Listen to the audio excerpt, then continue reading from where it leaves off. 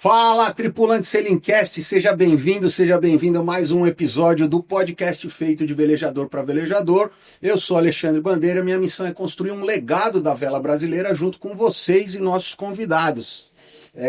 Com apoio, óbvio, né? Também trazer novos praticantes para a modalidade, né? Óbvio, isso aqui a gente está sempre aprendendo e trazendo gente para a gente aprender junto.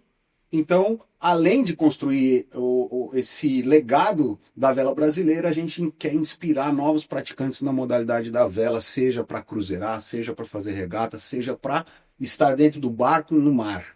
É isso que importa. Com o apoio dos nossos queridos amigos Santec, protetor solar do velejador, Muito Bons Ventos, a plataforma que te dá a condição do vento em tempo real na costa do Brasil, e o Oitec, soluções de TI para sua empresa.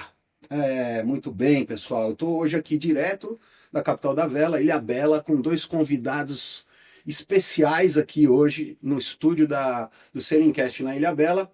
E eu já quero agradecer a participação deles, presenteando eles dois com o protetor solar do velejador. Cada um vai levar um Santec para casa, olha aí. Boa, obrigado. Aí, Matheus Isaac e Bruno Prada.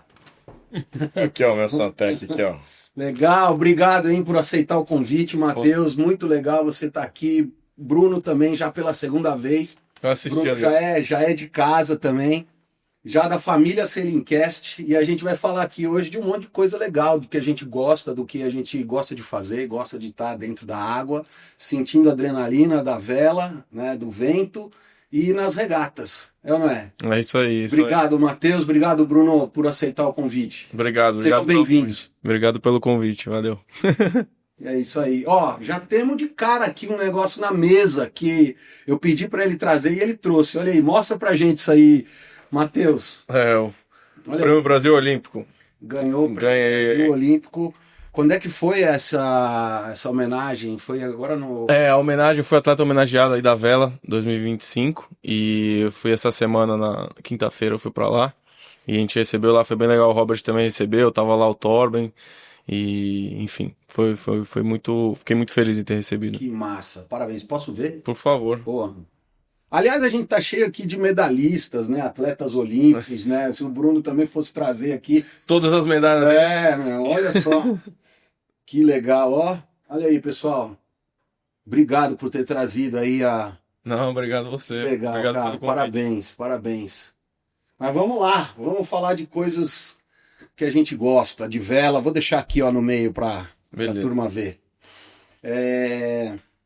Mas é o seguinte, vamos começar fazendo um bate-papo assim, ó. Eu queria entender um pouquinho do Matheus. Quando é que você percebeu, ou talvez alguém percebeu, que você poderia ser um atleta mais de performance que ia além da diversão do final de semana? Sabe assim? Quando você falou assim, pô, posso ter uma pegada aqui mais profissional mesmo. Quando é que essa chave caiu? Cara, eu sempre gostei de fazer esporte, né? Sempre gostei de velejar. E aí, eu lembro que eu fui no campeonato com meu pai em 2014, eu acho. Não, desculpa. Eu tinha 14 anos. Foi 2009. E é um campeonato que eu não... Foi um campeonato na Espanha, em Cádiz. Hoje em dia a gente vai bastante pra Cádiz, mas naquela época, enfim, tinham poucos campeonatos. A gente foi pra lá e tinham, sei lá, 20, 25 moleques. Eu tinha 14 anos. E terminou o primeiro dia, eu tava liderando o campeonato. E aí meu pai, era um campeonato que eles faziam de windsurf, não tinha nada a ver com prancha olímpica, que eles faziam, era Youth, né, Júnior, e Master, que justamente tinha bastante pai e filho. Eu fui com meu pai acho que ele tava terceiro o primeiro dia, acho que ele terminou inclusive em segundo ou terceiro, e eu no primeiro dia tava liderando o campeonato, e no segundo, e aí, enfim, acabei terminando em segundo, mas foi a primeira vez que eu tive um contato, assim, com a vela internacional, e foi aí que eu falei, caraca, será que tem um futuro aqui? E, enfim, alguns anos se passaram, eu ganhei um evento, Youth, eu tinha 17 anos e eu ganhei o Youth, que era menor de 20, e aí as coisas foram começando a ficar um pouquinho mais sérias, e eu participei 7 anos de um torneio profissional que chama PWA, e tive alguns resultados ali, mas nada em relação à vela olímpica, né? A gente estava até conversando aqui com o Bruno antes de começar, eu conheci ele, já conheci ele, obviamente sempre acompanhei ele, Olimpíada e tudo, já sabia quem ele era, famoso, né? E aí a gente começou a trabalhar junto logo quando começou a virar, quando trocou de RSX para Ikefoil. Ah, legal. Eu acho que esse é um ponto super interessante, né? O Matheus, ele sofreu de ter uma prancha que era para um biotipo muito diferente do dele. Quer dizer, a gente está falando do Bimba aí que tinha 72 quilos, ele não conseguia chegar em 72 quilos de jeito nenhum. Também o fato de ter o Bimba, né, que é uma referência aí dessa geração da Mistral, depois da RSX. Então talvez ele, mesmo se ele tivesse o biotipo, ele ia sofrer bastante, porque o cara realmente era um top mundial e ele ainda era novo, né? O Bimba era bem mais velho que ele.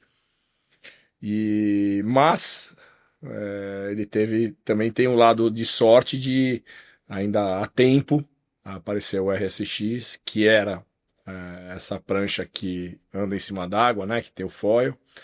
E que ele já vinha velejando, né? Eu acho que ele foi um dos primeiros caras que começou a velejar de foil, né? Porque ele estava morando no Havaí, talvez ele possa contar um pouquinho mais sobre isso aí. Então, quando apareceu o Ikefoil, não foi uma coisa nova para ele. Logicamente, o equipamento era novo, mas não o fato de ter os foils, a velejada e tudo mais. Eu acho que isso acendeu uma luz e falou, pô, eu gosto de velejar de prancha, eu já tô velejando de foil, e agora virou olímpico. Agora só falta o resto. Vontade ele tinha. As coisas foram se encaixando, né? Falando assim, pô, agora eu entendi, agora falta a minha parte, eu fazer a minha parte, né? Com certeza. É exatamente o que ele falou. Eu morava no Havaí e tudo. O começo do foil no windsurf foi todo lá. E eu fui não queria falar um dos primeiros, mas junto com a galera, assim, eu fui junto. E aí eu participei do PWA, né? Ele começou a fazer uns campeonatos de foil. E aí, justamente, a gente foi um dos primeiros. Eu ganhei, e aí isso aí eu posso falar, eu fui o segundo. Que eu ganhei um campeonato que foi o segundo evento valendo de foil que teve, internacional. Eu ganhei esse campeonato na Coreia. E isso foi em 2018. E aí, em 2019, começou uma fofoca que ia sair a RSX e ia virar Ikefoil. E foi quando eu peguei o equipamento. E aí teve a pandemia, enfim. E aí foi justamente quando a gente começou a trabalhar junto. Que a gente ficou todo mundo enfurnado aqui, junto com a Giovana.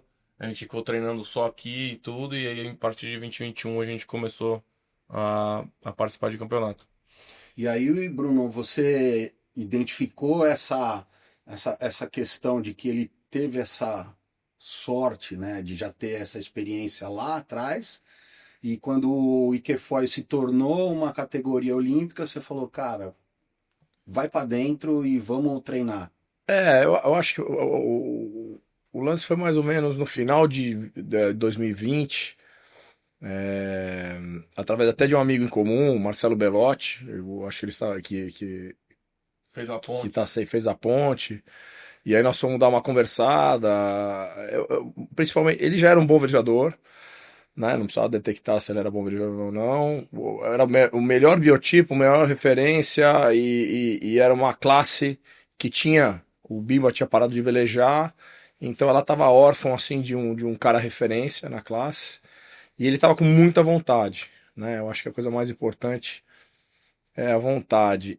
Mas ele tinha uma dúvida muito, muito grande de como funcionava tudo, né? Então, eu acho que minha grande ajuda para ele foi nos primeiros 3 anos, onde não de velejar, de como é que funcionava a federação, como é que funcionavam as eliminatórias, como é que eram as coisas, como é que é um planejamento, desenvolvimento de equipamento, uma série de coisas aí que ele também sabia já muita coisa, mas a gente precisava transformar isso numa campanha olímpica, né? Que eu costumo comentar que são 3 pilares. Pilar 1 é um calendário muito bem organizado.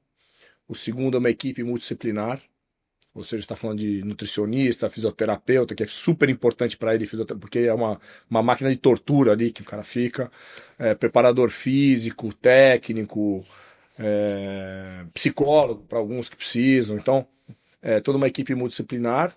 E o terceiro pilar é o desenvolvimento de equipamentos, que apesar deles dizerem que é um one design, Tem muita diferença dos foils, das velas, dos maços, tem pequenas diferenças de produção. Então eu acho que o grande lance a gente organizou. Tem alguns pontos muito assim, clássicos numa campanha olímpica, que a própria federação e o Comitê Olímpico, eles formam muito pouco e eles pegam já pronto. Então, isso eu expliquei muito bem pro Matheus, que ele não entendia. Pô, mas eu tô aqui, eu tô viajando, né? E a gente realmente passou os 3 primeiros anos, que foi 21, 22 e 23, colocando muito dinheiro do bolso, ou o dinheiro que ele conseguia do Bolsa Atleta. A gente conseguiu incluir ele no projeto da Marinha. Todo esse dinheiro, 100% do dinheiro, Petrobras, não sobrou um centavo no bolso dele, porque ele investiu cada centavo. Pô, eu ajudava também, pagar minha passagem, que eu tava viajando com a minha filha também. A gente dava um jeito, dividia a casa, fazia de tudo lá para poder virar. E aí, logicamente, quando chegou em 23, ele já tinha resultados muito expressivos. Pódio em Campeonato Europeu, pódio no Ike Games, foi campeão pan-americano, conseguiu a vaga para a Olimpíada. Eu acho que a virada de chave foi quando o Matheus conseguiu na Holanda lá a vaga para a Olimpíada, porque falou, pô, agora vamos apoiar esse atleta, porque esse atleta tá com a vaga, você precisa, para ir para a Olimpíada, você precisa de vaga, não é só ser o primeiro do Brasil. Então acho que o que eu consegui ajudar foi trazer para ele como é que funcionava esse mundo olímpico, o que tinha que fazer. E ele é um cara muito inteligente, é muito dedicado, e aí agora ele vai. Tá falando bem, né?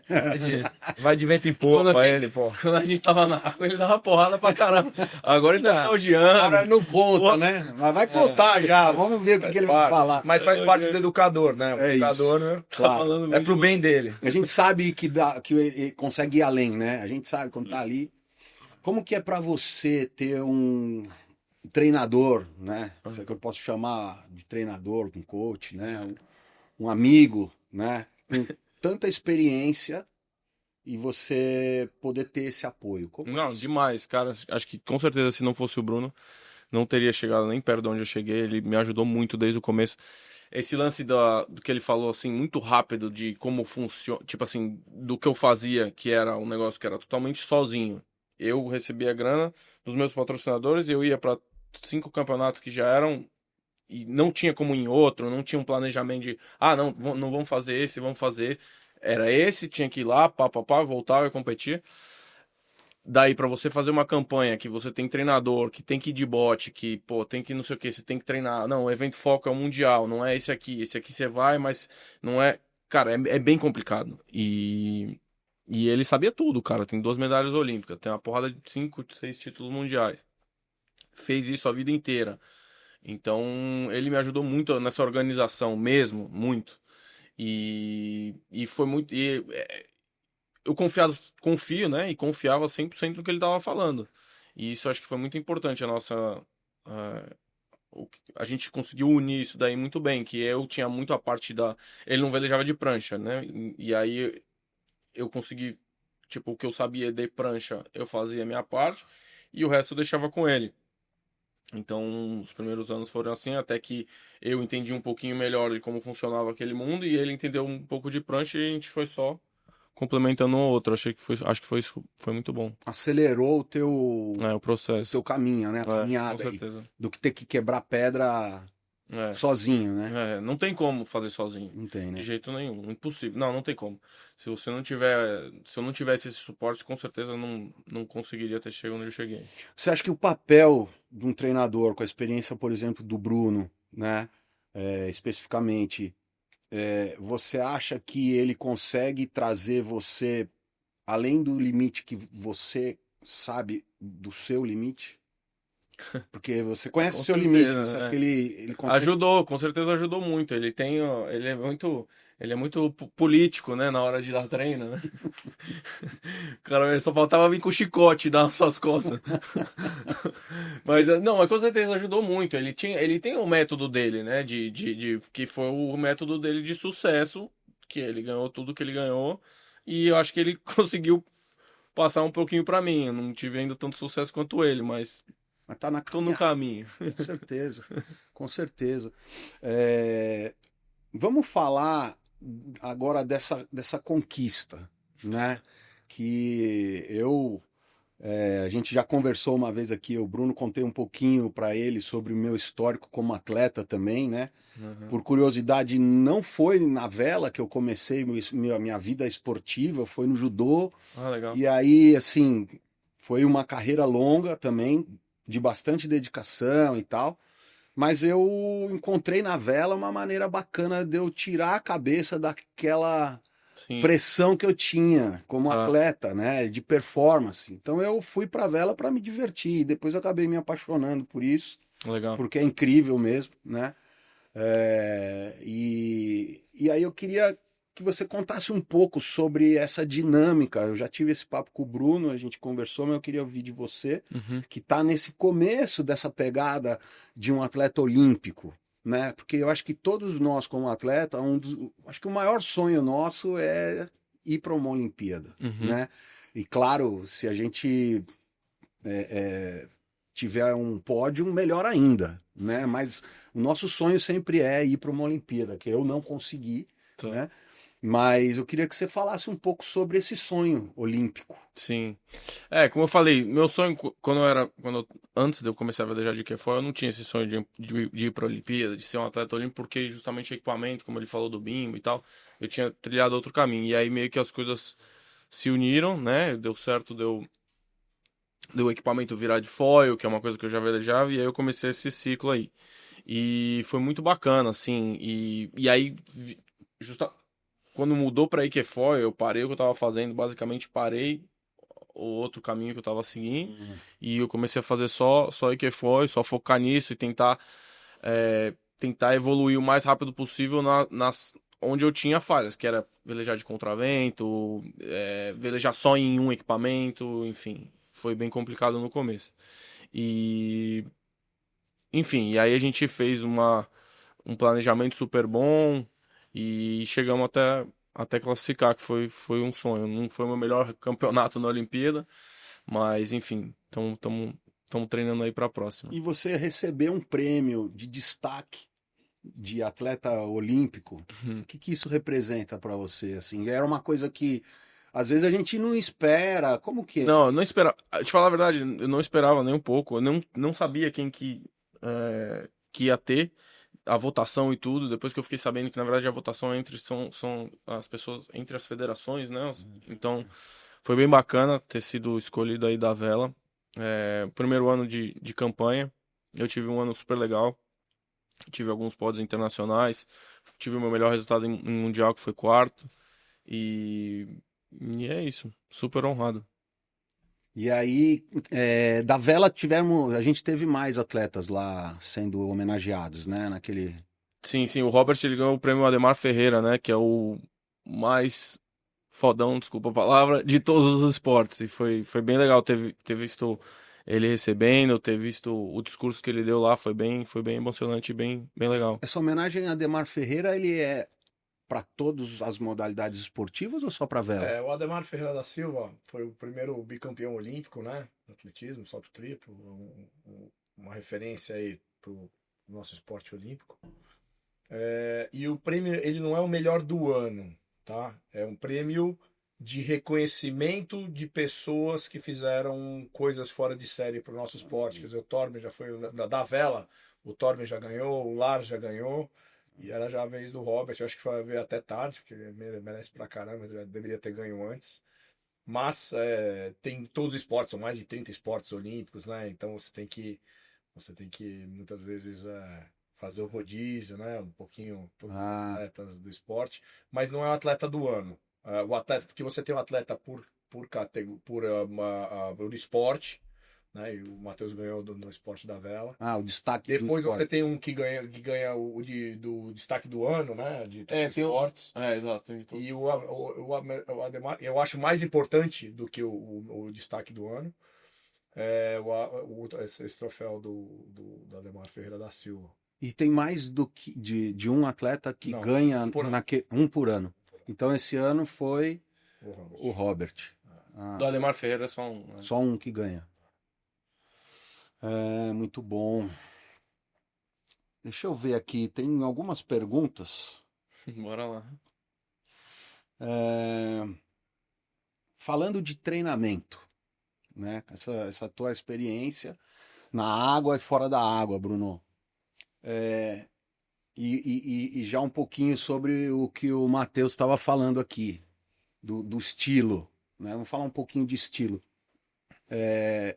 Como é que você sabe a hora que você tem que apertar um pouquinho o atleta ou soltar um pouquinho? Qual é a- Não assim, tem eu soltar. ah, Não, eu acho que essa é a visão do atleta, sempre essa, né? eu tenho certeza que Soltar, não. Só tem a parafusão. só tem. Eu acho que a certeza é que, primeiro, você tem que. Toda vez que você faz um treinamento, você estuda, faz qualquer coisa na sua vida, você tem que ter um objetivo. Ah, é a FUVEST, é o Enem, é uma Olimpíada, é tudo mais. Então, o primeiro objetivo, vamos pegar uma Olimpíada, a gente sempre tem um objetivo principal de 4 em 4 anos. Depois a gente tem um objetivo anual, que normalmente é o Campeonato Mundial. Pode ser que um ano antes da Olimpíada seja o evento teste, porque ele seja importante de você ir bem no lugar onde vai ser a Olimpíada, porque te dá muita moral. E depois você tem os objetivos mais de curto prazo, normalmente um objetivo principal de 6 meses. E qual que é o grande lance? Você fazer um treinamento onde o atleta chegue no seu melhor, mas ele tem que estar descansado, ele precisa estar com tesão. Se você faz um treinamento muito duro, e eu já fiz muitos treinamentos duros na época que eu era atleta, de chegar de 30 dias porque eu não estava conseguindo acertar o barco, porque eu não estava feliz, ou o Robert, que também ele tem a filosofia dele é de treinar muito forte. Eu já cheguei em vários campeonatos sem tesão. Ou, eu vou te dizer, depois que acabou a Olimpíada de Londres, que foi minha última, eu fiquei 6 meses sem velejar. Eu não conseguia olhar para o barco. Tinha perdido o tesão. Então, voltando aqui mais ou menos para tua, eu acho que o lance de apertar e não apertar, tudo que você faz na vida, você tem que fazer bem feito com intensidade. Ir lá e cumprir tabela não faz sentido nenhum. Se você for lá e cumprir tabela, você não vai ter sucesso, porque tem um monte de gente cumprindo tabela. Então você tem que ir lá, você tem que pôr intensidade, você tem que entregar. E isso eu aprendi com o Robert. O Robert é muito simples.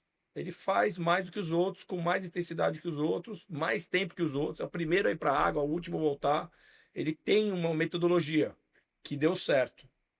Hoje em dia, com certeza, todo mundo copia o que ele fez. Hoje em dia vai ser muito mais difícil, mas ele foi numa época. Eu comparo muito o Robert e o Torben com o Piquet e com o Senna. É uma comparação legal. O Piquet é um cara muito talentoso, sabia mexer no carro, além de ser um excelente piloto. Quando entrou Ayrton Senna, ele veio com a intensidade, com o treino, com o estudo fora da pilotagem. Ele trouxe preparo físico, né? E eu acho que tem muito com o Torben. O Torben foi um cara absurdamente talentoso, um cara que adora mexer no barco, muito parecido com o Piquet, inclusive são amigos. E o Robert tem essa pegada muito parecida com o Senna. Ele trouxe uma intensidade numa época que não tinha tanta. Ele trouxe, ele pedalava, ele era na academia, e treinava horas e horas e horas. Então, ele surfou uma onda onde ele trouxe um novo modelo de treinamento e tudo mais. E que era basicamente fazer mais que os outros. Mais horas com intensidade. Não adianta você ficar horas na água cozinhando o galo. Tanto que os treinamentos que eu sempre fiz com o Matheus eram treinamentos de 2 horas. Mas às 2 horas arrancava o couro. Tanto que ele tá traumatizado até hoje.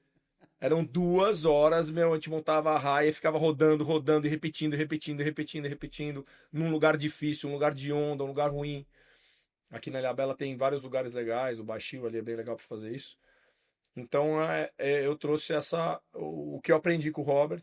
Eu tentei trazer uma parte, não só isso, de organização e tudo mais, para dentro do processo. Então, quando você fala de como é que aperta, como é que não aperta, isso é super complexo, porque vai mudando de atleta para atleta, né? Aquela capacidade que o cara tem de aguentar treinamentos ou não. Isso você vai aprendendo com o tempo. Mas o objetivo, o cara tem que chegar com muito, muito, muito tesão. E esse equilíbrio do tesão e o cara muito treinado é super complexo. Tem caras que gostam de, quando faltam 3 dias pro campeonato, não fazer nada. O Matheus não consegue. O Matheus quer no dia antes de começar, ele quer ir lá dar uma velejada curta, mas ele quer, ele não consegue ficar os 3 dias parado. Tem gente que consegue. Tem gente que dá uma semana antes e depois na semana do campeonato faz um treino meio de polimento. Cara, cada atleta é de um jeito. E aí você tem que ter essa habilidade de enxergar como é que você vai conhecendo, né, esse atleta, né, no caso. Cada um tem as suas características, né? Não adianta você impor o jeito que tem que ser, se o que dá confiança para aquele atleta é de uma adaptação do que você faz, tem algumas adaptações. Então a gente foi tentando adaptar o que o Matheus sentia confortável. Logicamente, ele fala, pô, um dia antes eu quero treinar 5 horas. Você vai falar, não, cara, você vai lá, dá um rolê de 1 hora, só para acertar, porque é muito questão de confiança no equipamento, aqueles últimos ajustes. Então você tem que ir adaptando o que o atleta também tem de necessidade. Como é para você transferir esse conhecimento e tanta experiência que você adquiriu aí ao longo de tantos anos dentro da raia, Bruno? Isso é uma cultura meio escrota que tem na vela.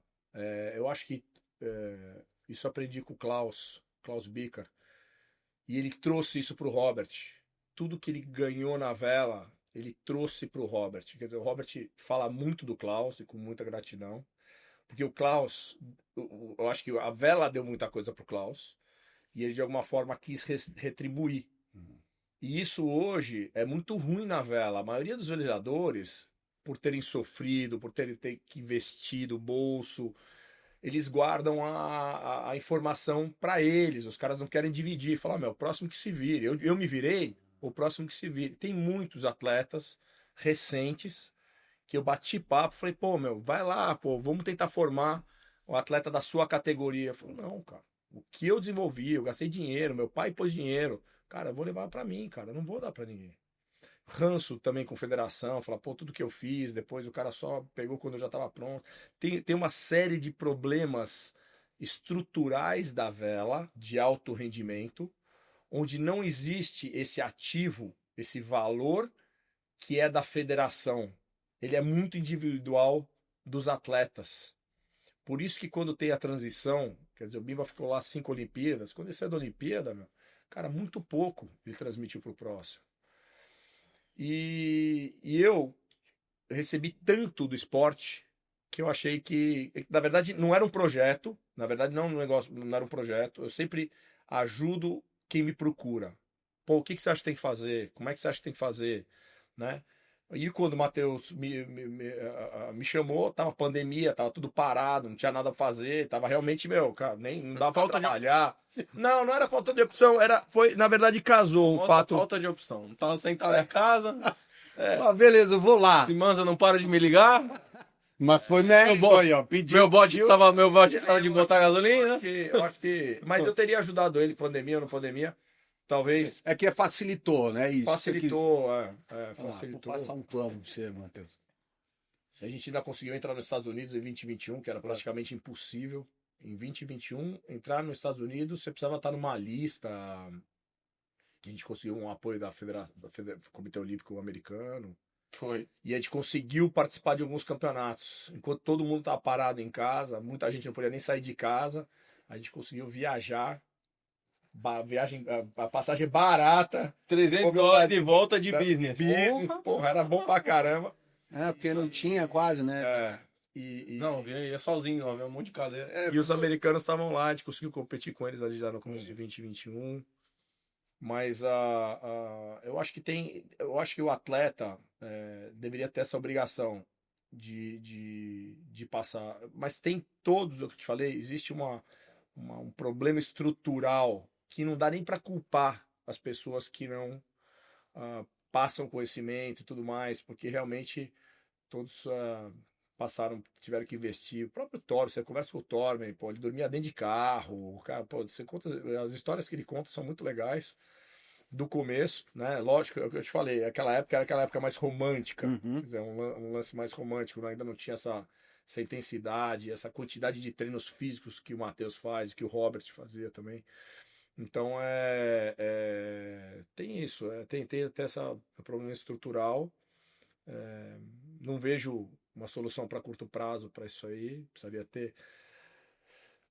ter dinheiro, precisa ter investimento. Eu tive o prazer de velejar agora em dezembro com o Paul Kayar.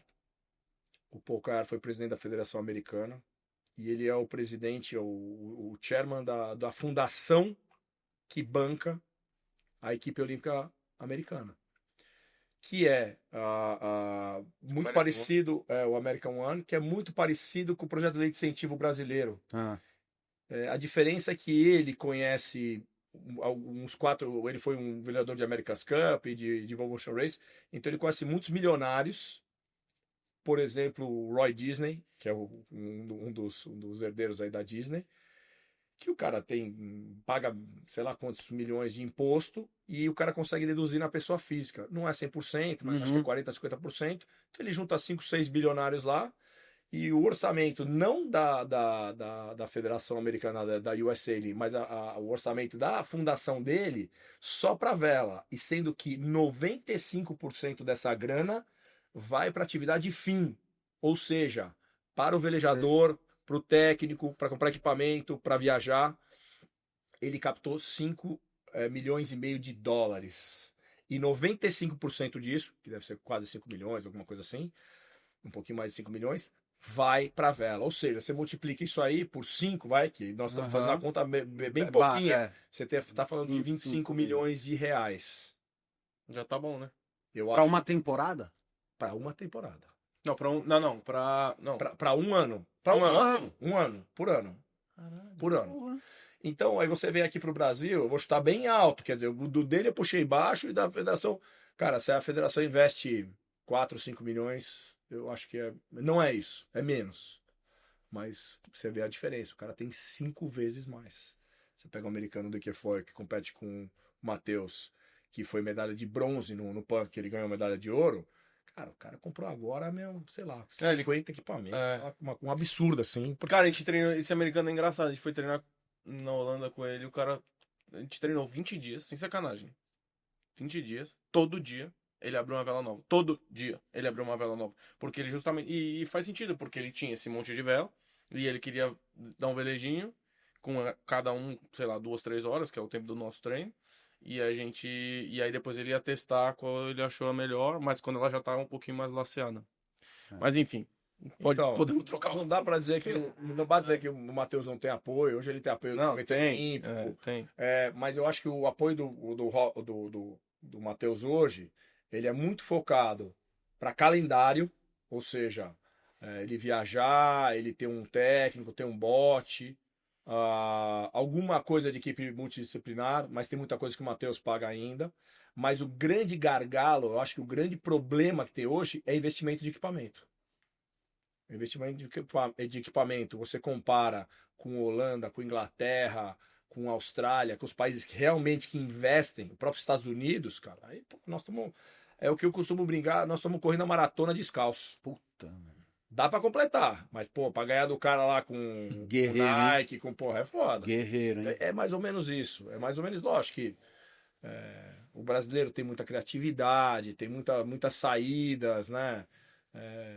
E também tem o jeitinho. O Matheus é muito bom de relacionamento, então ele consegue aí arranjando os equipamentos aí que legal. com fornecedores, deixa eu testar aqui, me ajuda ali. Ele vai pedindo, ele vai conseguindo fazendo algumas coisas. Olha aí, já manda um recado por fornecedor aqui, ó. Quiser testar equipamento, tá aqui o Matheus, precisando de equipamento, pô. Então é esse ponto. Então A vida do atleta, de modo geral, é uma vida, vamos dizer assim, de muita dedicação, para não falar sofrida, né? Mas a minha pergunta é a seguinte: quando a gente olha, por exemplo, para o tênis, né? O cara vai lá, vai num Open qualquer, o cara tem que bancar a viagem dele, vai lá, fica lá no ranking e tal. No final sai um campeão lá que bota a grana no bolso e acabou. Mas tem essa mira aí. Se o cara for o campeão, né? Ele botou a grana no bolso. No entanto, quando a gente olha para a vela e talvez outros esportes também, não tem campeonatos que incentivam de forma financeira. Você acha que isso mudaria um pouco o cenário tanto dos atletas quanto dos patrocinadores? Eu acho que vamos comparar um pouquinho as épocas, né? Então, eu acho que em termos de recursos para um atleta que já chegou como o Matheus, né? Que ele já tá ali na crista da onda, é um top 5 do mundo. Cara, ele é razoável. E depois a gente pode entrar, dar um gancho na CUDP, que é um projeto legal pra caramba, super profissional, onde tem remunerações, e a gente pode Lá até tem falar um premiação. pouquinho, tem premiação, Aham. né? A gente Quanto pode no falar um final, pouquinho disso, campeonato. né? Por Que campeonato. é o futuro, mas o Matheus hoje tem bastante apoio, além dos apoios aí de CBVL e Comitê Olímpico, ele tem apoio da Marinha, do Bolsa Atleta, que não tinha na minha época, não tinha Marinha na minha época. Então, são coisas que você consegue manter um atleta, né? Se ele já tiver alguém para bancar as contas de viagem, equipe multidisciplinar, equipamento e tudo mais, cara, é um salário honesto aí, dá para ganhar uma graninha. Não, mas ele consegue viver disso. É isso que eu tô falando. Dá. Ou Hoje, você só sim. banca, Então, banca viagem, equipamento, não. você banca Hoje- você como hoje- atleta. Hoje sim. Se você falar de 21, 22, 23, não. Não, aí ele tava só pagando conta. Só É pagando isso, conta. só pagando conta. Mas eu costumo falar que é um investimento. Ele Aham. investiu naquele projeto que poderia ter dado errado e que deu certo. Então ele investiu nisso. E hoje ele conseguiu aí um espaço dentro da equipe da CDP, muito interessante, e que é um equilíbrio, porque e aí também tem um pouquinho de inteligência dele de conseguir organizar o calendário de Quefoil Uhum. junto com o da CUDP. Então, ele pode falar aí ele foi para a Austrália. Ele conseguiu combinar com a equipe australiana de treinar lá, com Foi. os caras. Esse ano.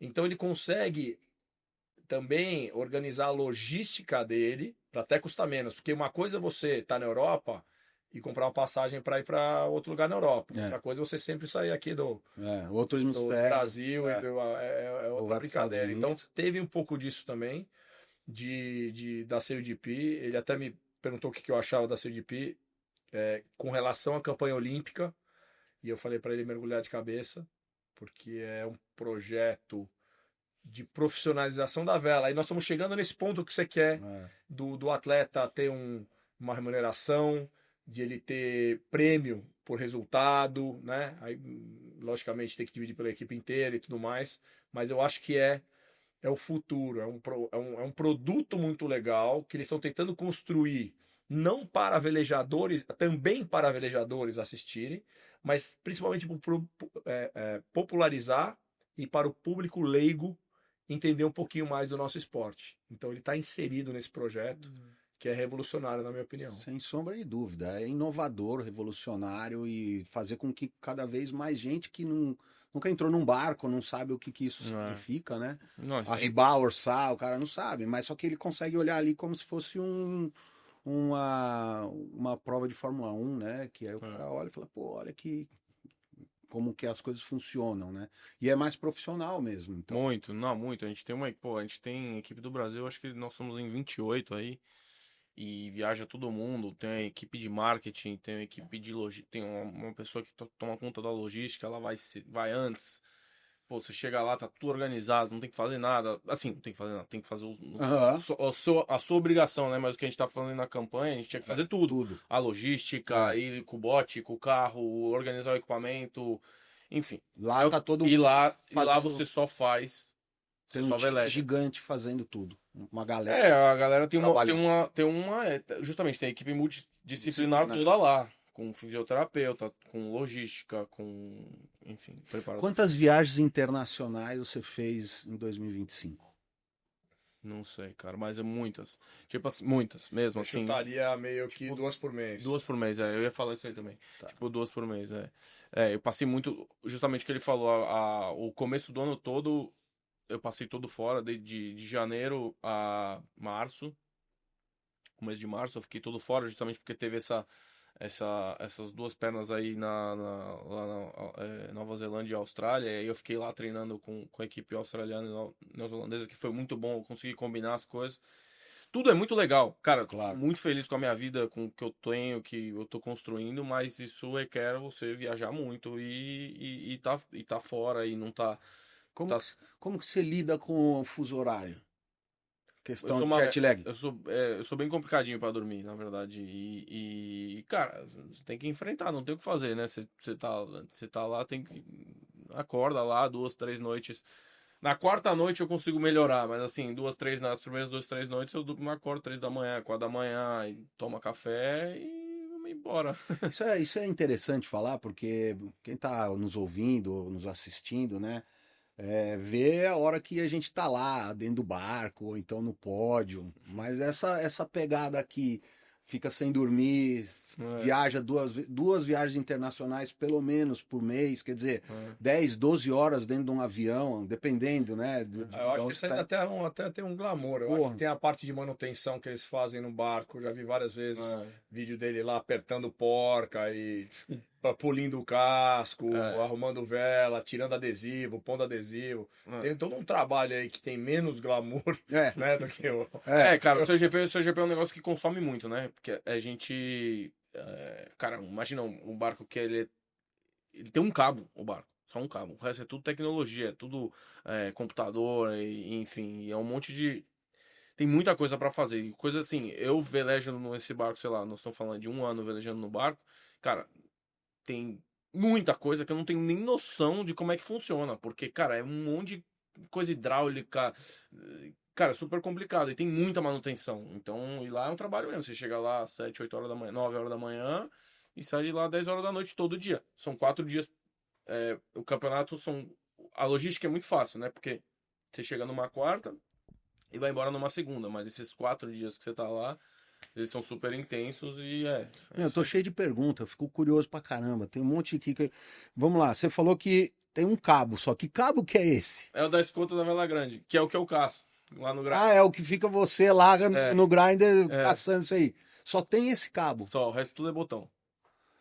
Só tem Aí, esse cabo. aí a outra pergunta é a seguinte: eu tava semana passada aqui com o Blue, Aham. né, o Ricardo Lobato, Lobato. e a gente tava falando de regra de regata. E uma das coisas que ele falou que no livro de regras de regata da World Sailing não pode ter nenhuma catraca hidráulica, Tá. né? Claro que aí ele abriu as exceções e tal. Então, quando a gente fala de ser o GP, já é exceção, então, nesse caso. Não, mas a catraca. Não, a catraca é o cabo. Eu tô caçando o A cabo. única coisa. E o que, que é que tem hidráulico? Tem os controles da buja, né? E da vela.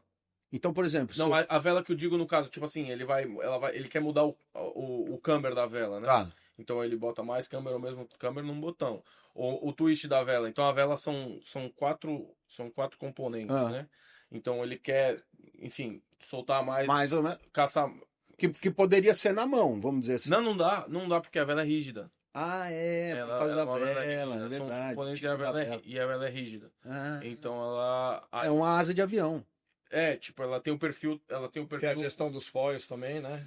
Exatamente. Aí tem os controles do foil. Tudo É isso. é outro mundo. Outro barco. Só tem. A única coisa. O único cabo que tem de coisa. Tem o cabo. Enfim, tem o cabo da buja. Ah. Mas ele é. Enfim, você mexe no botão, você caça. Então você vai lá, vocês montam a boia, né? Por sota. Tá, montou o solta-vento. Aí ele solta a vela, eu caço Aí ela. você caça. Aí o Marco tá lá, ele solta a buja, aí ele caça a buja no botão, eu tô girando. E aí você vai até o topo. Até o topo. Não, depende. Aí, tipo, depende. Quem que dá o comando e fala, vai mais, ou não. Então, Tá isso bom é. aí. Então, essa é uma coisa que é. A gente analisa muito os dados, né? É uma coisa do seu GP, outra coisa, né? Já entrando em outra coisa, mas a gente tem todas as. Tudo que eu tô te falando aí de caçar, soltar e tal. Você fica Tudo a olhando. gente. Não. Tudo a gente pode analisar dos outros barcos de noite. Então, o cara sabe exatamente. Tem um banco de dados. Tem um banco de dados. Então, dos outros times. Então, você tá velejando. Se tem um barco velejando agora lá em, sei lá, em algum lugar do mundo, eu consigo ver o que ele tá velejando. Então, a gente sabe o quanto no legal. pod, né, que é o meio do barco, o quanto no pod o wing trimmer caçou a vela.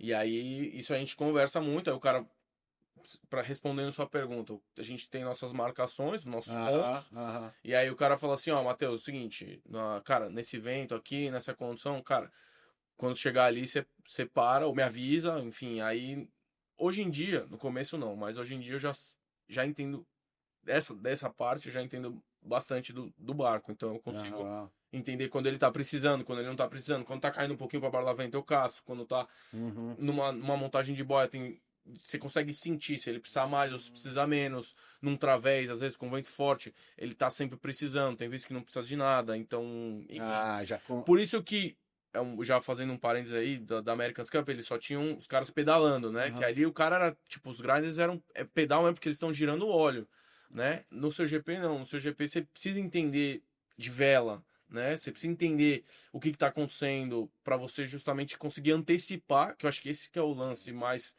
difícil, né? Você antecipar o que o cara vai precisar. E você, justamente quando você antecipa isso, você trava a comunicação, que é um dos temas mais importantes no barco do seu GP, a comunicação. Porque nós estamos todos com microfone e com capacete, e você só consegue falar nesse microfone. Só que quando você está falando, você tá travando a comunicação dos outros 5, né? Somos 6, então você tá travando. E aí, pô, você falar se a vela ele quer um pouquinho mais caçada, um pouquinho mais solta, não faz sentido nenhum se a Martini tá precisando, cara, saber que lado, que gate que ela quer escolher, entendeu? Então, o que você puder minimizar de informação que não é inútil, mas é que, enfim, Você minimizar consegue de resolver. informação É. sendo passada é melhor. Então você vê os times bons, você pega o time da Nova Zelândia, da Inglaterra, o cara ganhou agora, os caras são tipo assim, é assim, arriba um pouquinho, pá, não, vamos fazer o gate de lá, pá. É super calmo o barco. Tá. E no nosso barco, no começo, cara, parecia um caos. Você olhava e falava assim, Deus do céu, abaixa o volume aí que eu não tô conseguindo. E aí vocês foram ganhando. E aí você vai melhorando, enfim, você vai diminuindo. Em média, qual é a velocidade do vento que tem nessas raias? Do lugar. É. Cara, esse ano foi um ano bem versátil, né? A gente teve dia que cancelou porque tava vento demais, e a gente teve dia que, cara, que nessa final agora em Abu Dhabi, que, sei lá, eles largaram. Eu nem tava no barco, eles começaram a tirar a gente do barco, mas sei lá, 3 nós de vento, assim, né? Bem pouco. E aí, A média eu não sei. quando o barco ele pega aquela velocidade de 90, É, de 45 nós, o cara, dá um você puta medo. tá ventando quanto? É isso que eu quero saber. Quanto Cara, que tá de vento real? pra gente andar 90, nós estamos falando aí, aquele lá é tudo 90 por hora, é tudo Quilômetro. quilômetros, né? Então, cara, sei lá, mas assim, com 20 nós? 15 nós, Com 15 15 nós nós? já tá andando Tá falando de 27, 28 km por hora, É, 27 km por hora. com 30 km por hora já dá uma arribada, né? Que na hora que a gente pega mais velocidade é quando arriba a primeira praia, Aham. né? Você dá 90, dá 80, 90. Vai rápido, o barco começa a tremer. É foda. Quando aconteceu aquela. Quebrou, né? Quebrou um mastro lá do barco da Alemanha, não foi? Não, ele quebrou a vela, foi do australiano. Foi da Austrália. Que aí a gente teve que cancelar O evento do Rio. o evento do Rio, né? Aquilo lá causou, assim, uma dúvida em relação à confiança no equipamento para vocês? Então, logo que quebrou. Porque o que aconteceu? O motivo que quebrou foi porque eles mudaram os foils que eram foil em L, né? Que ele descia o foil em L pro foil T. E, enfim, isso é a informação que eles passaram é que esse foil em T ele tem muito mais pressão em em todas as áreas do barco. Esse barco foi desenhado para usar em foil em L. E aí eles colocaram uma coisa que, pô, é mais rápido, voa mais cedo, é muito melhor, mas ele também dá muita pressão. Então tudo que você for, então imagina, você vai fazer uma boia de solta-vento, ele crava ele ali, ele tem mais pressão. E aí foi o motivo que é aquela velha coisa de, cara, você reforça uma coisa, uma outra fica mais fraco, né? E por isso que quebrou a vela. E aí, depois que eles reforçaram, depois que quebrou, eles pegaram, e foi por isso que cancelou o evento do Rio, eles reforçaram todas as velas. Todos. E não tem o que fazer, porque isso é uma coisa que é bem legal deles lá da CGP, que eles têm uma. É tudo muito. Eles querem que seja tudo muito igual.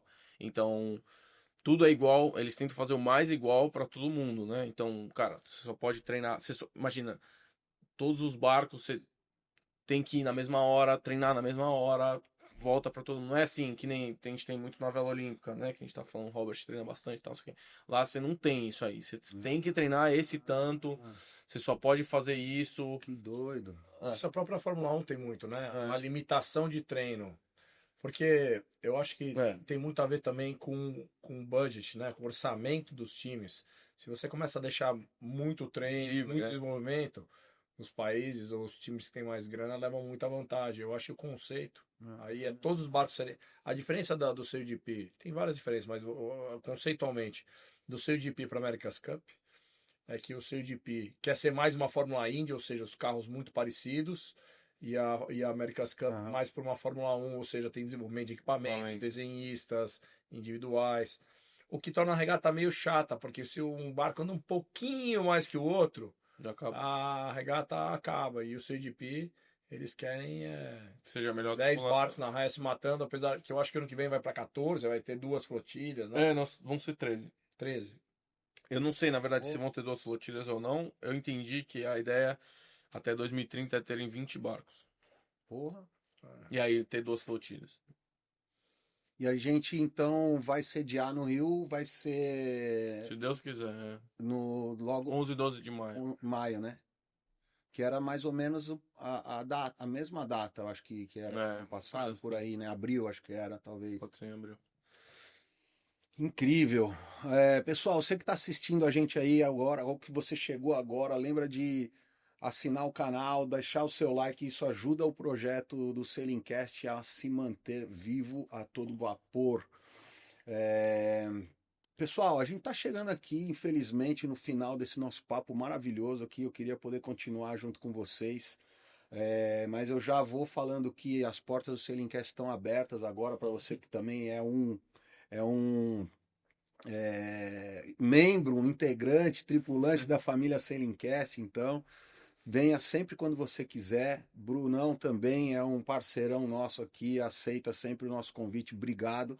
Aliás, isso aqui foi um pedido especial do nosso amigo, quando eu falei, ó, queria te convidar para a gente conversar lá, você levar o troféu. Ele falou, posso chamar o Bruno? Eu falei, mas é um grande prazer. Então, aqui quero agradecer você que, né, convidou o Bruno para participar aqui com a gente também. Eu acho que é muito legal a gente mostrar para o pessoal um pouco dos bastidores, de como que as coisas acontecem, né? Como a gente falou, tem um pouco do glamour, é o que aparece aí na mídia e tal, mas tem muito suor, tem muita dedicação, tem muito tempo de treino, né? Muitas horas longe da família, longe de casa. Mas apesar de fazer o que a gente gosta, né, a gente muitas vezes abdica de muita coisa para conquistar outras, né? Nada cai no nosso colo aí sem que a gente se dedique, né? Palavras do Bruno, né? Muito importante lembrar que para a gente conquistar as coisas a gente precisa se dedicar mesmo, que a gente precisa ir um pouco além e saber que é possível a gente conquistar as coisas. E tá aí um pouco da história de dois grandes atletas aqui no Selincast hoje, uma grande honra para a gente receber aqui Matheus Isaac e Bruno Prada, né? Projetos para 2026, 2027, o que vocês têm em mente aí? O que vai acontecer? Se é que pode contar, se é que não pode, o que vocês têm? Como é que vai ser? Olimpíada? É, mais do mesmo, Mais do mesmo. Mais do de CGP, do Olimpíada. CGP e na campanha olímpica, é isso aí. Esses são os 2 grandes projetos aí da minha vida no momento. Como é que é a parte que eu esqueci de perguntar, agora me lembrei, como é que é a parte de condicionamento físico? Dentro dessa agenda louca toda de viagens e regatas e treinos na água. Tem que tomar muito cuidado, né? Uma coisa que é muito importante, né? Você tá bem fisicamente. A gente tem um treinador da equipe do Mubá, do Brasil, né? Que, então esse cara... E é um cara que é um inglês que trabalhou na America's Cup, então ele entende muito bem como é que funciona esse tipo de viagem e tal. Então ele passa direitinho e a gente vai cara, e é você fazer, né? Você tem que ir, não adianta só ele passar, tem um cara super bom lá te ajudando e tal, não sei o que, se você não fizer. Então você tem que tem que ser dedicado mesmo. Tem que Ir pra fazer. academia e fazer. Ir pra academia, tentar comer o melhor bem, o melhor que Possível. você puder e treinar. É isso. Que é o pé na... Simples, Eu acho que o cara. grande desafio também, uma coisa é quando você tá em casa, É. você sabe onde é a academia, você tem os aparelhos em casa, sabe se tem a sua rotininha. É. Quando você vai para lugares, tem muito lugar repetido, que você já sabe onde é a academia e tudo mais, mas eu acho que o grande desafio é você colocar isso na rotina, e no caso do Matheus é sempre interessante colocar na parte da manhã, antes dos treinos, no caso do CDP, porque depois o cara tem um dia inteiro, a não ser que tem muitas reuniões, mas você estabelecer um horário do dia para fazer isso, e você realmente, cara, ter a disciplina que você precisa cumprir aquele programa lá. Ele é bem disciplinado. Nesse ponto, ele tem vários defeitos, mas isso aí é uma qualidade. Ele é disciplinado, né? Ele é disciplinado. Se você considera isso uma das coisas mais importantes de um atleta, disciplina? Ah, é. Ajuda muito, né? Ah, é. Disciplina. Disciplina. Foco, né? Objetivo, né? Cara, não adianta você ficar sonhando, cara. Você precisa ter a disciplina. A disciplina eu acho que é um dos pontos mais importantes aí da... Dormir cedo é Tentar importante. dormir cedo, não mexer no celular. Tem algumas brigas boas aí que a gente pode falar no próximo. É? Próxima vez a gente pode falar aí de... No celular é um lance que é difícil, né, cara? É, né? algumas brigas... Cara, em viagem é muito complicado pra mim, cara. Quando eu tô aqui treinando e tal, não sei o que, de boa. Agora, cara, Ele em acabou de viagem. falar. Cara, em avião, quando você tá em avião, você olha lá e fala assim, caramba, eu tô olhando pra esse negócio há 6 horas. Você fala assim, E o troço tá aqui ainda. Não, e você vê série, não sei o que, e, porra, vicia, é difícil. Tem que tentar largar. Ah, Mas nessa hora também no avião, mano, se você tivesse uma Não, mas, tipo, por ali- exemplo, ler um livro é muito mais interessante, entendeu? Sem Você, dúvida. sabe, você lê um livro, você falar com alguém, você, sei lá, ir lá se alongar, É. sabe? Mesmo no avião, cara, várias vezes. Tem Tipo outras assim, coisas, né? se você vai lá ali no fundo do avião dar uma alongada, ou você vê um livro, ou tentar, sei lá, escrever um negócio interessante que você. Um relato do que você fez no campeonato. Tem várias. Cara, dá pra ser criativo e fazer um negócio. Hoje tem uma armadilha aí que você acaba investindo muito tempo e foco em conteúdo inútil. Não é o Matheus, é geral. Porque hoje ele é feito para te viciar, né? Você entra lá no Instagram, ou sei lá no TikTok, não sei o que lá, e você vai vendo os negócios, vai passando, você veja, você já tá 1h30 naquilo ali, cara, não te serviu pra porra Já nenhuma. foi. E te tomou uma energia, né? Porque você tá focado, prestando atenção naquilo ali. Então tem muito do conteúdo inútil, que hoje é um grande inimigo aí dos atletas. Quando você pensa em leitura, qual seria a sua escolha? Cara, eu li o livro do Robert, que foi bem legal. Eu tô lendo o livro do Guga agora, que é bem legal. Eu gosto de, cara, de livro de esporte. Que tem a ver, né, com a pegada. É isso aí. Bruno, e você? Eu tenho esse ano o desafio, vou correr 2 campeonatos importantes. Um é a Bacardi, né, que é sempre em março. E o Campeonato Mundial em final de outubro. São os 2 meus grandes eventos, os 2 na classe Star.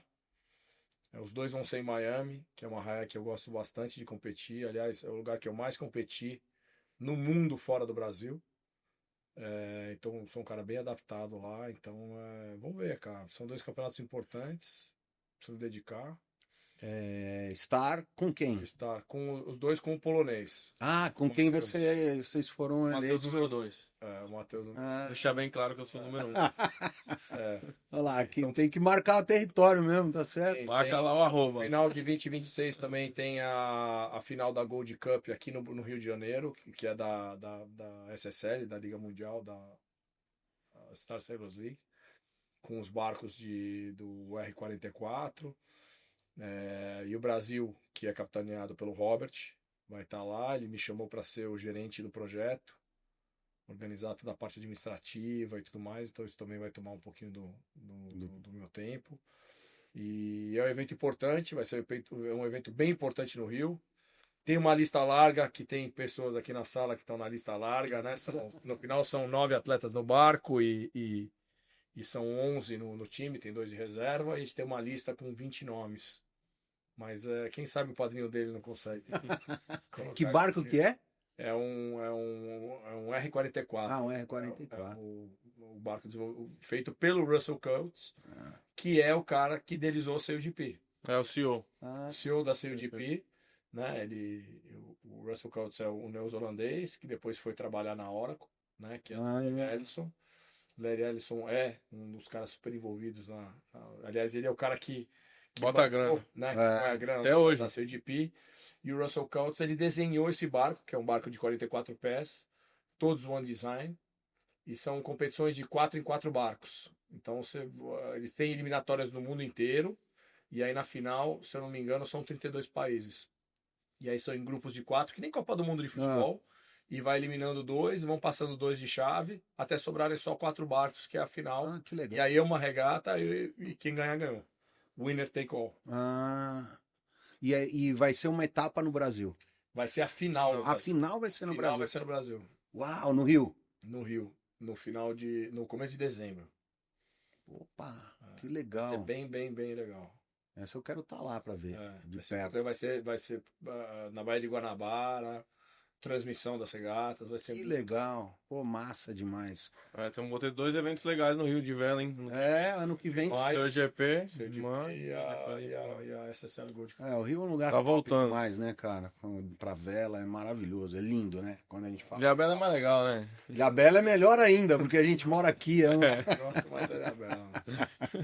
Gente, maravilha, top demais. Obrigado pela conversa, muito obrigado pelo tempo de vocês. Porta sempre aberta, vamos fazer de tudo aqui para a gente cada vez mais divulgar a vela, para que cada vez mais gente entre na água e sinta o que a gente sente quando a gente sente a pressão do vento puxando a gente. Boa. Muito obrigado. Pessoal, você que acompanhou a gente, compartilha esse vídeo, deixa o seu like, assina o canal. E eu vou pedir para vocês depois assinar o nosso... Bora. Como é que... tá aí? Não tá, né? O nosso diário de bordo, né? Não. Tá. Vai ficar para uma outra... Eu vou levar para vocês Tá assinar. bom.